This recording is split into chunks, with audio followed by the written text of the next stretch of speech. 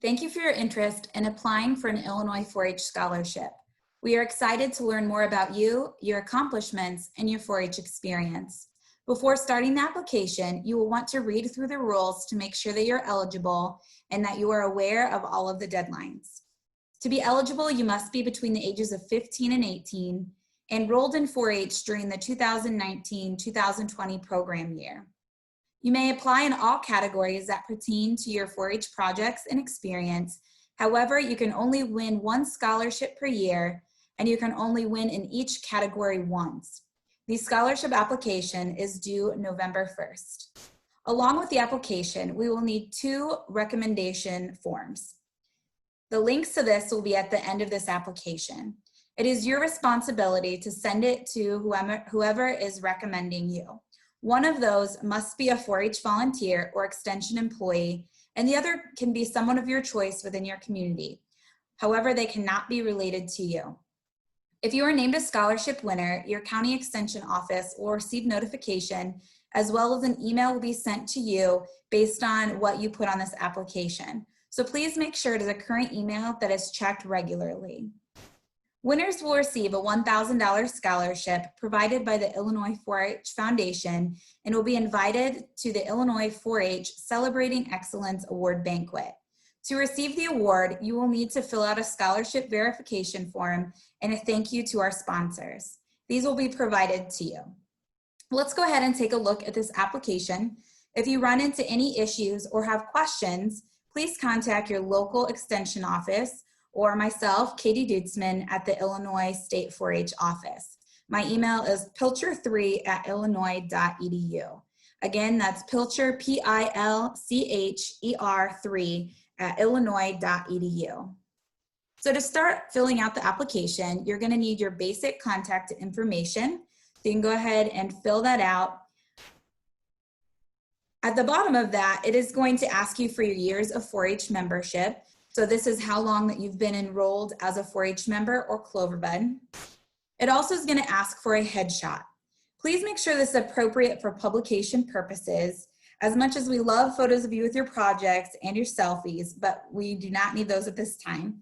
This needs to be a high quality photo with a close-up where we can see from your shoulders up. If you are unaware what it should look like, Google headshots and you'll find some examples. These photos will be used on social media and in the program booklet if you are selected as a winner. So please make sure that it's professional. At any time, you can save your progress. If you click the Save button, it will give you 2 options: get the shareable link or resend the email. A link of the application and what you have filled out so far will be sent to your email. So check that before exiting out of this screen. Or you can get the shareable link and return to it at a later time to continue filling out your application if you're unable to fill it all out at the same time. So going on to the next page, it's going to ask for your education information, like the name of your school, your GPA. If you don't know, most schools are either on a 4 or 5-point scale. And so you can find this usually on your school website and your grading website, or you can talk to your school counselor and get a copy of your transcript for this. You also will need to provide the name of the university or junior college that you're going to be attending or that you're currently enrolled, and your anticipated major. We do understand if you're younger that might change, but go ahead and put your future plans in this section. So looking at the school and community involvement, you'll see that this may look a little bit unfamiliar to you. Basically what you're going to do is pick the top 8 activities that represent your involvement in your school, community, or within the industry. So with this, you're going to list out the activity or organization that you're part of.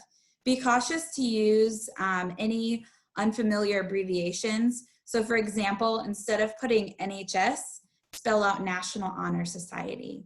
Then please list any leadership roles within that group, as well as any awards or recognition you may have received in the years participated. If you don't have anything to go in one of these columns, you can just put NA or leave it blank. Again, these should be the top 8 activities that best represent your experiences. On the bottom section here, you're going to list up to 3 work experiences that you've had and dates of employment for that. And please put some responsibilities in there just so we have a better overall idea of what you did. If you don't have anything to put in this section, you can leave it blank or just put NA. Again, you'll want to save throughout, and we'll continue to the next page. So 4-H involvement, this is where we want to see what you have contributed to your club, county, and your participation at the state and national level. The first 2 questions are what contributions you've made at the club or county level above and beyond your peers. This is where we want to learn more about what sets you apart from other 4-H members. As you can see underneath any text box where we want you to do a little writing, it also gives you how many words that you can use. So you'll want to be cognizant of that. If you scroll down, it is going to give you some different options for participation at state or national level events. The first one is a state level planning committee. Again, this is at the state level, so working with the state office on one of these committees. So for example, if you're a member of the Illinois 4-H Livestock Ambassadors and the Youth Leadership Team, you would click both of those boxes. If you're not involved in any planning committee, you can click not applicable. If you're really unsure or have questions, please feel free to reach out to me for some assistance on this, or if you think you have something that's not on this list, you can type it in other. The next section is participated at state level competitions. So check any boxes that apply or not applicable. The next one is participated in a state level conference or training. You can click any of these that apply to you throughout your 4-H experience. Again, if you have none, you're going to click not applicable. And if you see something that's not on this list, you can go ahead and type it in other. And the bottom one is a national 4-H event and Illinois 4-H award. Again, you'll want to save as you go before you continue on. So videos and essays, this is the bulk of the application process. In telling your 4-H story, this is going to be a 3 to 5 minute video where we learn more about you and your 4-H experience. We want to know things like how you got started in 4-H.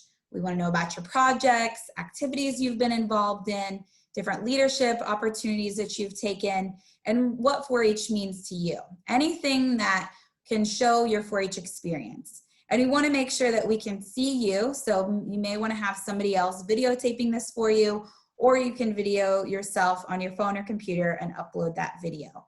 But make sure we can see you. And again, I make sure you dress professional or in a nice 4-H shirt, and just tell us all about you and your 4-H projects. Then there's a few questions about how 4-H has impacted your life and future plans and career goals. Again, it will show the word count underneath of there. You can go under these, but it will not allow you to go over this. And then there's project-specific essays. This is the area that you're going to indicate which area of scholarships you wish to apply for. So if my projects were beef cattle and leadership, I would click those 2 areas. Or if I was my club president and I had beef cattle, I may wish to apply in those 2 categories. So click any that you wish to participate in. As one reminder, make sure that you have not won in this category in previous years. And this is going to generate the essay question that is specific to this area. So again, I clicked animal science and leadership. So if I go on to the next page, I'll see any of those essays that I just clicked in the previous screen.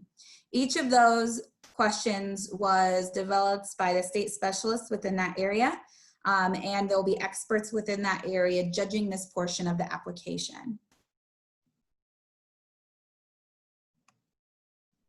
All right, so the last section is your recommendation. The link that you're going to want to send to any of your references is right here. You can copy and paste that into an email to them. A best practice is to call or email somebody and ask them if they would serve as a reference for you.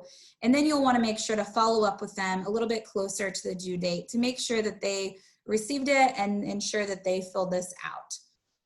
and I have it pulled up here.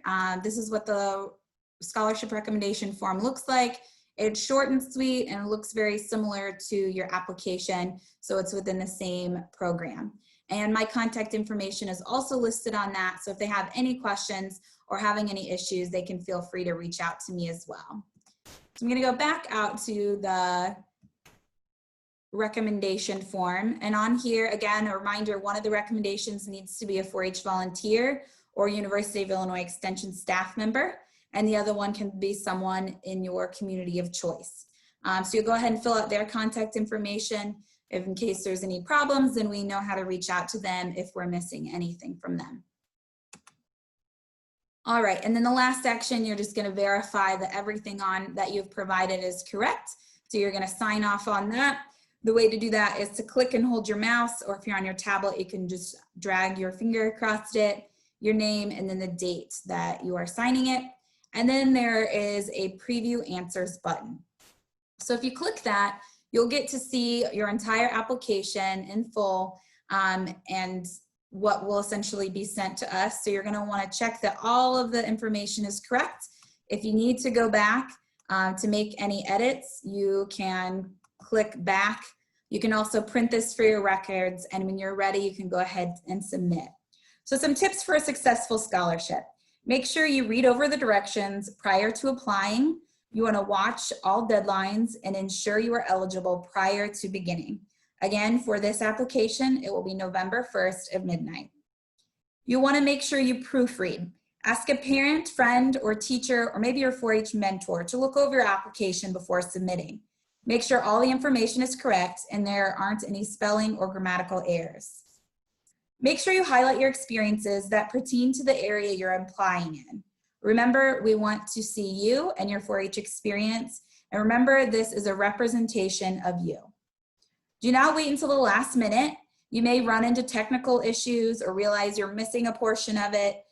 Again, this is due November 1st at midnight, and there won't be any exceptions. So make sure that you're aware of that and that you get it done and don't wait till the last minute. I wish you the best of luck on your application. If you need anything, again, please don't hesitate to reach out, and we can't wait to learn more about you and your 4-H experience.